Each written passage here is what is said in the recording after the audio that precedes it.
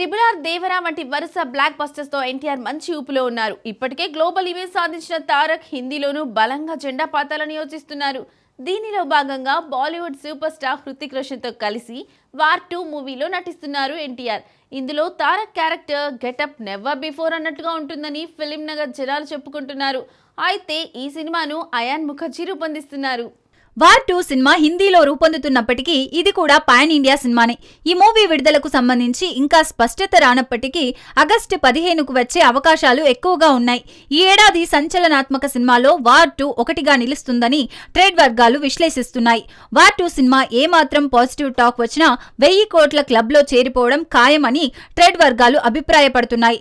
తొలి బాలీవుడ్ టాలీవుడ్ పూర్తి స్థాయి మల్టీ స్టారర్ గా రూపొందుతున్న ఈ చిత్రం విడుదలయ్యాక బాలీవుడ్ టాలీవుడ్ల మధ్య సంబంధాలు మరింతగా విస్తరించే అవకాశం ఉందని సినీ విశ్లేషకులు తెలుపుతున్నారు. ఇక వార్ 2 తర్వాత ఎన్టీఆర్ ప్రశాంత్ నీల్ దర్శకత్వంలో మల్టీ జానర్ సినిమా చేయబోతుండగా మరోవైపు దేవరా 2 కూడా లైన్ లో ఉంది.